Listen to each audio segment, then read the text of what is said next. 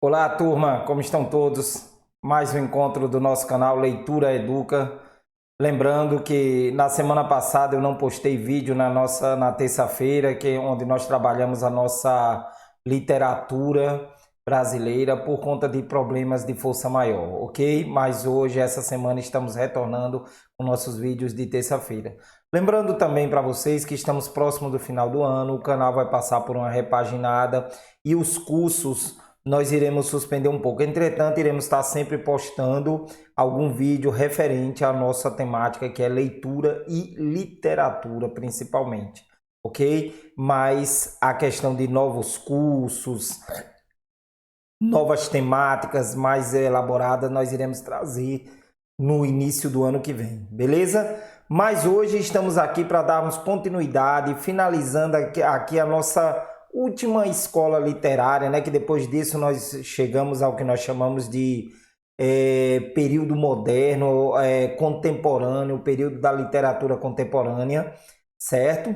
Nós vamos agora dar continuidade trabalhando o modernismo, agora na sua terceira fase, na terceira fase modernista. Hoje vamos dar um enfoque na prosa, certo? Vamos dar um enfoque em alguns autores, alguns prosadores desse período, alguns romancistas, contistas, aqueles de maior importância, não desmerecendo os outros, porque a gama de autores brasileiros desse período é imensa, certo, gente? Não tem como nós trabalharmos todos, então nós pegamos aqueles que são mais trabalhados, inclusive aqueles que nós encontramos mais em provas de vestibular, em provas de concurso, no Enem. Então eu resolvi focar um pouco mais nesse. E logo depois iremos trabalhar na próxima aula essa terceira geração do modernismo, só que agora dando um enfoque aos poetas, certo? Aos poetas e às poetisas. Mas antes de darmos continuidade, vamos à nossa vinheta.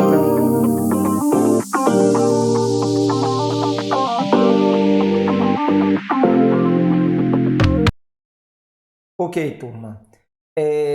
Não custa nada pedir a vocês que nos ajude, que como é que se diz, incentive esse nosso trabalho, que não ganhamos nada com isso, além da satisfação de transmitirmos conhecimento.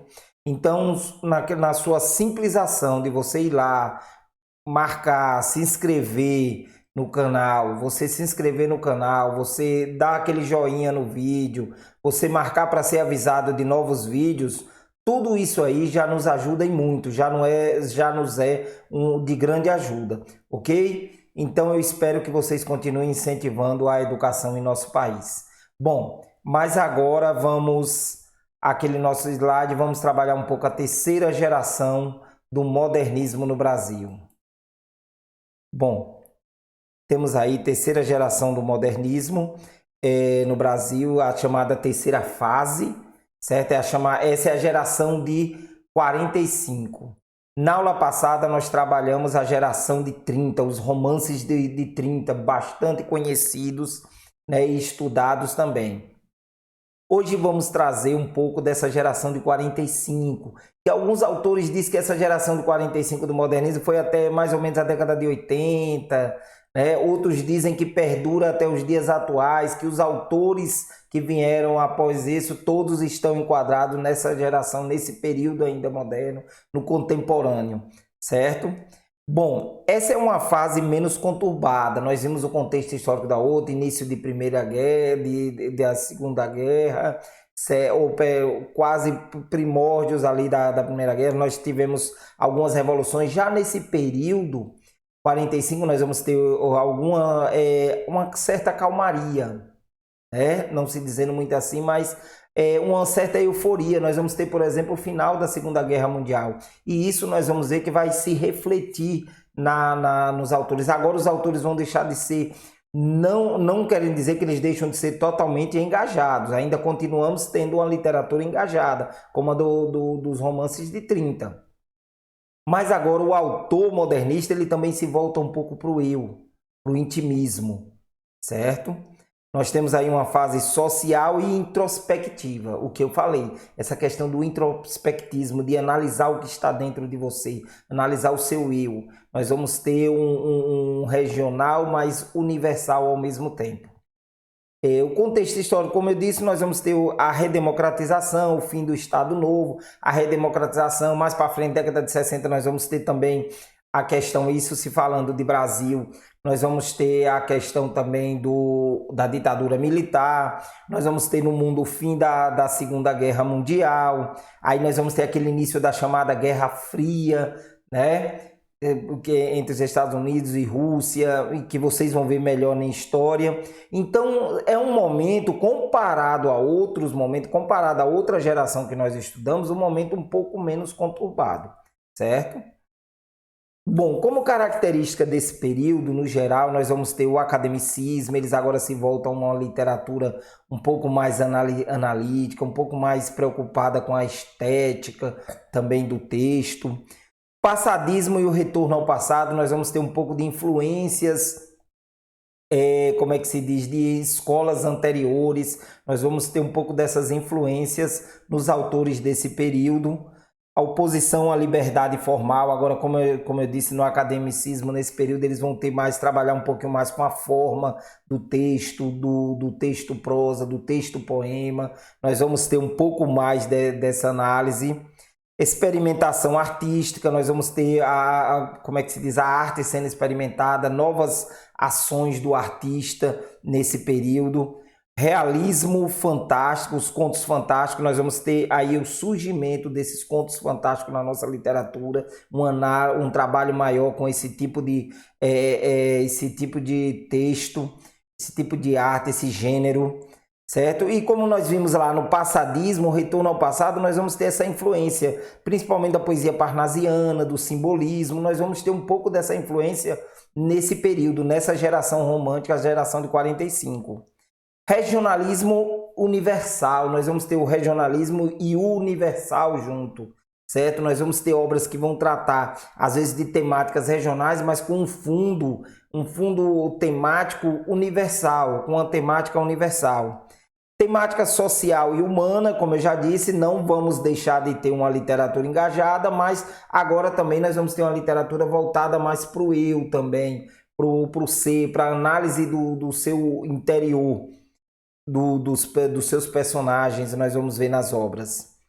Inovação linguística e metalinguagem, né? Nós vamos ter essa inovação da linguagem, nós vamos tratar, aí nós vamos ver aí como é que se diz, nessa questão de inovação, Guimarães Rosa, que nós vamos tratar, certo? E metalinguagem, como Drummond, mesmo em seus poemas, falando do próprio poema, da arte de escrever poema. Então, essas são as características. Bom, essa prosa de 45, ela vai estar dividida no ninho urbano, aí nós vamos ter um grande nome que é Lígia Fagundes Telles, ela vai, como é que se diz, ela vai escrever romances, contos e outros gêneros. O regionalista, o romance regionalista vai ter como grande nome, e talvez esse seja um dos grandes nomes da literatura brasileira, João Guimarães Rosa. Já naquele texto, no romance intimista, tudo, nós vamos ter a grande poetisa Clarice Lispector, certo? Que dispensa comentário, dispensa apresentação. E você vê que esses aí são temas, gente, frequente em provas. Esse período do modernismo na nossa literatura é um período que você tem que analisar ele a fundo, porque os seus autores, eles vão estar sendo sempre cobrados em provas. Bom, aí falando de autores, nós temos aqui um dos grandes nomes, Guimarães Rosa, certo? Guimarães Rosa é um dos grandes nomes da nossa literatura. Nós vamos ter aí como característica de suas obras o engenheiro da linguagem, nós vamos ver a criação de novos temas. Guimarães Rosa, ele era médico, e por ser médico e viajar pelo sertão ali de Minas Gerais, ele tem o costume de viajar nessa época montado sobre um animal, certo? Então ele vai tendo aquele contato com o povo, ele vai escrevendo o que ele ouve do povo, misturando isso com uma linguagem mais culta, então ele vai fazendo essa mesclagem, criando neologismo, novas palavras, novos termos, então ele vai ser fantástico nisso. Ele vai trabalhar o regional e o universal ao mesmo tempo. Nós vamos ver em grandes obras dele, principalmente como uma das suas grandes obras, que é o Grande Sertão Veredas. Vamos ter a questão da jagunços, o existencial. Ao mesmo tempo, ele vai estar trabalhando uma coisa, como é que se diz, regional, como o jagunço, mas com um sentido existencial. E na sua obra nós vamos ver muito essa questão do bem e do mal, essa disputa do que é o bem, o que é o mal, um pouco do misticismo. Nós vamos ver que em obras como Grande Sertão Veredas, nós vamos ver os vários nomes que se é dado ao diabo, certo? Eles vão descrever, bem, bastante fantástico. Na sua obra aqui, como eu já disse, nós vamos ter Sagarana, Grande Sertão Veredas, Corpo de Baile, Primeiras Histórias e Tutameia, certo? Grande Sertão Vereda é sem sombra de dúvida, a sua grande obra, uma das obras mais conhecidas dele, certo? Não desmerecendo em nada as outras obras de Guimarães, que você lendo, você vai observar. Nesse Grande Sertão Vereda, nós vamos ver essa questão dele trabalhar o regional e o universal ao mesmo tempo, certo? Sensações, sentimento, aquele personagem buscando coisas do seu íntimo, problemas que podem ser cobrados em qualquer outro canto, certo? Então aí nós vamos ter um pouco dessa questão do regional e ao mesmo tempo, do regional e do universal nessa obra. Outra autora, essa que nós já conhecemos, Clarice Lispector, né? Em sua grande obra, em sua grande arte, nossa Clarice Lispector.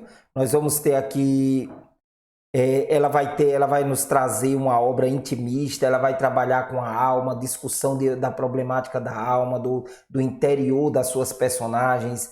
Nós vamos ver o monólogo interior das personagens. Nós não vemos Clarice falando na obra, nós vemos as personagens. Ela coloca para as personagens falar, certo, por ela. Então nós vemos esse monólogo. Universo feminino, ou seja, aqui nós não comparamos muito com a questão do feminismo. Ela não é feminista. É a questão aqui de que grande parte das suas personagens são femininas.